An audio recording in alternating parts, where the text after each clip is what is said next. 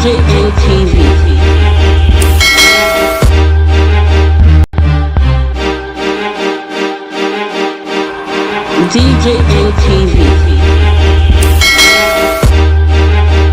Better than the candidate I was presenting. But you notice what's going on now.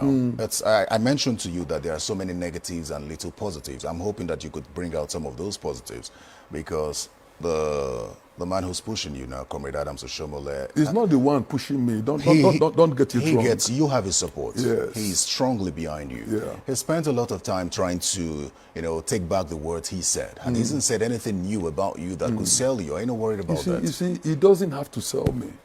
My character speaks for me. 4 years ago, he could sell somebody because the person was unknown. The reality is that I've been chief of staff, I've been secretary to government. I live in that state. I have businesses in that state. People know me in all the 192 wards. So the reality is that I don't really need somebody to sell me. I know people know me, and that's the difference. Well, he says he knows you better now. So he takes back some of the words he said. No. Just a second. Yes. He says he knows you better and is taking back some of the things he said. What we want to know is, what does he know about you now that we should know? That the people of Edo State need to know. Listen. If you want to know what he knows about me, then go and play back the statements he made when we were not divided. At the time when I was in PDP, was in APC, I was contesting against his candidate. He said a couple of things. Mr. IZE-IYAMU, this is an opportunity for listen, you. I'm trying to get you to sell yourself. No, listen. He has, in the past, described me in glowing terms. I remember my 50th birthday. He said most of the achievements of his government is attributable to my counsel. In writing, I have it. So if in the course of contestation against an unknown opponent he brought, he began to say, oh, pastor is a fake lawyer, pastor is a fake pastor. And years later, he says, look, I was just trying to demarket him. These statements are all wrong. You want me to dwell on that? I'm a pastor, a senior pastor in the Redeemed Christian Church of God. I'm a farmer. I paid my dues. So that statement he made then, and recall that even that statement then, what effect did it have on my election? You didn't win the election. So you see, if over 200,000 people still chose to vote for me, you will know that statement made me. In fact, if you will recall, they had to postpone that election on the eve of the election, on the flimsy excuse that, there was insecurity. But many people knew that every statistics they carried out showed that pastor would win. But you repeatedly say that you're not riding on the back of Mr. Oshiomhole. And some would say he's your godfather. Is he your godfather? You see, those are, I'm sorry to say, silly statements, because I'm too big, too well known for anybody to talk about godfather. You are forgetting that, unless you are not covered down with the Edo politics, as far back as 2005, I had started a group against godfatherism called the Grace Group with the slogan, no man is God. So if what I started many years ago, is it now, at this age, you will tell me somebody is my godfather? And in what sense? In what sense? Oshiomhole that I supported to be governor, Oshiomhole that was his DG, I was national vice chairman of the party. When you are talking about a godfather, you are talking about a godson. In politics, do you look at me the context of a godson with my experience and my pedigree? You haven't really won an election. You are the, what? But you haven't really won an election. I don't need to win an election for my status to be clear. I've heard people, people can call me a kingmaker. Are you going to call a kingmaker, a godson, because he's contesting an election? Nobody in Edo will believe that Pastor IZE-IYAMU is a godson to a politician who's a godfather. Nobody will believe that, because my pedigree is clear. I've been in the forefront of the policy of that state. So it's impossible to put that label on me. You can put it on somebody who is a novice, somebody who's just starting. What does the support of Mr. Oshiomhole mean to you? He's a former governor. Everybody's support is important. Whether you like it or not, he served our state for 8 years. Whether you like it or not, he did projects here and there. And so you cannot dismiss his relevance. Whether you hate him or not, you can't dismiss his relevance. So if he's supporting me, it's a plus. But there are so many others also supporting me. Very well, then. Now let's talk about governance as it stands, as far as Edo State is concerned? Do you think that Governor Godwin Obaseki has performed well enough? Do you think he picked up well from where Mr. Oshiomhole left? No, I think really that their quarrel is failure to honor the pledge he made. He has said that his administration will be built on continuity. And 4 years down the road, you're asking yourself, what has he continued? Where are the new roads? Where are the new schools? Where are the boreholes? You compare what he's done to what the previous governor did with Mr. Oshiomhole. You see, I have gone around the 18 local governments, and everywhere we've gone, we've asked the question, what has this present government done in your local government? And the answer is no. What have they done in your ward? And the answer is no. Now, to be fair to Adams Oshiomhole, there is no ward in the state where you will not see one project he did. So the difference is very clear. And you see, if you want me to assess Obaseki's government for you, you'll be shocked. Because sectorally, I can tell you he has not done well. I think it's interesting that you heap so much praises on Mr. Oshiomhole, because in 2016, when you were running on the platform of the PDP, you didn't think so. In fact, here's what you said about him. You said this present government, that's the Oshiomhole government, has received over 1 trillion naira. No government has ever got that. And I served in the Lucky Benedion government for 8 years that he was there. If you add all the money that came from the 18 local government, it was 196 billion naira. Yeah. So, for a government that has received over 1 trillion naira, you will expect that their investment will guarantee the future of our state. Rather than do that, they embarked on reckless spending as if the good times will never cease. You went further to say they finished what was available and started to borrow. Not only have they wasted the resources of the present, they have mortgaged the future through reckless borrowing. That was what you had to say about the Oshiomhole government that you're praising. Listen. Oshiomhole is not the one that is contesting. You miss the point. The fact that I criticized Oshiomhole does not mean that he did not make impact. The issue I'm telling you is that in every local government, he had projects. That is not to say that he was perfect. And if you are criticizing him, are you not also going to criticize Godwin Obaseki, who was his chief economic advisor? So don't miss the point. No. You haven't said anything that you plan to do for the people of Edo State. You have not asked about my agenda. I did. I asked you. No. If you want to ask me, ask me directly. Let me clarify. Listen, if you want to listen, I understand English. Yes, I understand. The fact that you are conducting the interview does not mean that you understand English more than myself. Absolutely not. If you want to ask about my agenda, it's a simple agenda. I will tell you. We will come to those everywhere details. I go. Then wait. When you are ready for it, you let me know, and I'll tell you. Very well. I think we can take a break here, and when we come back, we'll talk a little more. Stay with us.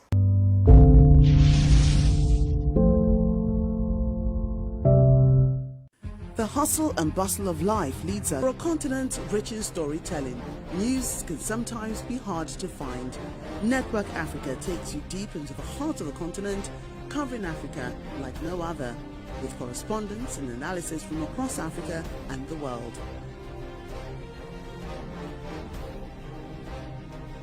Come with us on a journey to Africa as you know it and what it could become.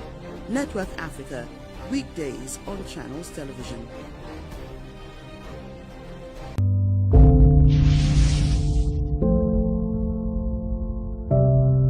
Welcome back to Hard Copy. My guest is Pastor IZE-IYAMU of the All Progressives Congress.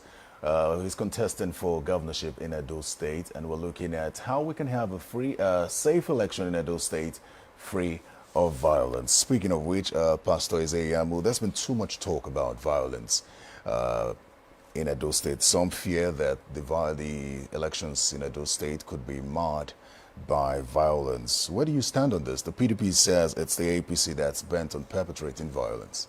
We went round the 18 local government. There was no single incident of any problem. Now they went to Apanam, which is in Esako West, and they said gunmen came to attack the place. Luckily for us, somebody videoed the proceedings. And from the video, it was clear that nobody disrupted their rally. Rather, it was their talks that went into the village because the neighbors, the villagers did not turn up. In fact, in that video, we saw a thug wearing a PDP t-shirt with Governor Obaseki and Philip Shaibu accosting a policeman and asking him to switch off his phone and stop recording. If people are attacking you, why will you tell a policeman to stop recording? But every time they say, oh, APC, where has APC been involved? Mention one single incident and I will explain. Where has APC been involved? A video. Okay? There was a Yes. video of Yeah. you speaking to some men that many considered thugs, where you told them that their responsibilities at the polls extend beyond their polling units and wards. They should go to other polling Thank units you. and wards. Could you explain what that No, was beautiful. for? Thank you. You see, I'm happy that you are a seasoned media man. What they did was that they doctored that video. I met those young men. Those are young men that worked against me in the last election. They worked with Godwin Obaseki. There are many videos where you see him thanking them for the work they did. What I said, which they edited, was that I said, in the past, those of you here, you move from unit to unit. You move from polling booth to polling booth. But when they were bringing it out, they removed in the past. And they said, move from unit to unit. You move from voting center to voting center. If you go and ask those that were there, I said, in the past, many of you, and I was admonishing them, because they've been used and they've been dumped, and I told them that's not the way to go. You did it in the past, and it didn't pay off. At the end of the day, what happened? Your houses were demolished, many of you went to detention, so that is not the way to go. But they carried it and removed what didn't suit them, and they played it as if I was telling them to move from place to place. Governor Obaseki has done 4 years. Yes. And he wants to go for a second 4. You have clearly said that he hasn't done enough to deserve a second term. Yeah. On your part, what are the areas that you are hoping to improve on that he has failed? Now listen, I think that one of the mistakes we made as a people was to elect a governor who had no clear-cut agenda. The scripture says where there is no vision, people perish. From day one, in trying to run for office, I've always believed that the starting point is an agenda, and I have the simple agenda. The simple agenda is an acronym: X, security and social welfare. You can't talk about development in the absence of security. I is infrastructural development and urban renewal. And our infrastructure is in shambles. It's in shambles. No water, no light. The hospitals are in shambles. All the promises that were made are not there. Now, M is manpower development. Education is a major industry in our state. It will shock you to know that for 4 good years, no single teacher has been employed. It will shock you to know that most of our tertiary institutions are closed. P, public-private partnership. This government has had no interface with our private sector.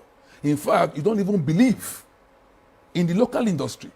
Can you imagine doing a Lagodaro conference in Edo, and the caterer came from Lagos, brought food from Lagos, and they were warming it for 3 days. People who ate it had food poisoning. L is leadership by example. We want a leadership that is accountable, transparent, humane, sincere, accessible, and it's absent. You do jobs and nobody knows the cost. You're not doing us a favor. It's our money. How much did it cost you to renovate this Bermuda Stadium? You won't say, but I can tell you, 6 billion. That's ridiculous. That is 6 billion for a stadium that you have not increased the capacity. It remains the same, just for renovation. With that money, I would have been able to fulfill his promise to establish mini stadiums in the 18 local governments. And E is employment and empowerment. Our people are in dire need of employment. The promise of 200,000 jobs, which is a mirage, even just employing 2,000 teachers, 1% would have made a whole lot of difference. But it's not done. It will shock you to know that in the Edo State health care system, they don't have a single anesthetist. During COVID-19, they were saying they bought ventilators. And somebody said, how are they going to use ventilators? Those are not toys. Those are specialized equipment. In the absence of anesthetists, who is going to operate the ventilators? I know you mentioned the job creation issue in Edo State, but it's a little worrying because the latest statistics from the NBS says that Edo State is one of the states with the least unemployment rate, less than 20%. Isn't that progress? No, it's not. You know why? I've listened to Governor Obaseki on channels when he was asked the question. You promised 200,000 jobs. How many have you been able to provide? And he answered that I provide around 157,000 jobs. It was a lie. Where are those jobs? But somebody told me that what they call jobs are actually the statistics of people that have been trained. And I'm asking you, does training somebody for a week translate to employment? It's absurd. So those are the statistics that have been sent to the bureau, and that makes them think, oh, Edo must be doing very well. Oh, in 4 years, the governor has employed over 157,000 people. Great. But is it true? No. The people that the governor has given appointment, especially in the past 1 month, is over 2,000. So if you want to give him credit, but these papers, senior special assistant, 1 month, what he didn't do in 3.5 years, 1 month to election, everybody in every ward, oh, please come and take letter. He's giving a letter of appointment. You yourself know that, again, this is deceit. This is not employment. I know you also mentioned the issue of education, but the governor's project, the Edo Best, has been hailed as a good initiative for other states to emulate. It's also helped a number of children return back to school. Isn't that something that counts? But the issue is this. How functional is education in the absence of teachers? If you have the opportunity, please ask the governor, are there vacancies in schools for teachers? How many have you employed? Is it not true that in most rural schools, it's one principal and one teacher? Why do you think that the governor would not want to employ teachers? Well, it's very simple. He does not want the recurrent expenditure of the state to go higher than it is. Can you imagine, for a governor talking about Edo Best, you told market women to leave their markets, that you want to fumigate it because of COVID-19, and you carried them to schools. Can you imagine? Women were moved from the markets and moved to schools, and of course many of those schools were inadequate. So the whole atmosphere in those schools were messed up, and you want our children to go back to that place. Pastor, I'd like to get your final words on, or your final statement to the people of Edo State going into the elections as we round off. Well, Edo people have a choice in this election.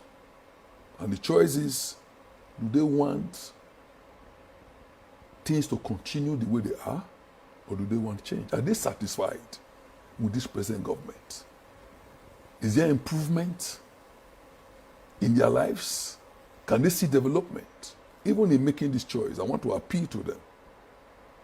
Let us surprise those who think there will be violence. Let this election be peaceful in our campaign and on the day of election. And I also want to appeal, let nobody be afraid. I am confident that the security agencies and the God that we serve would ensure that on election day there will be peace. DJ-IYAMU.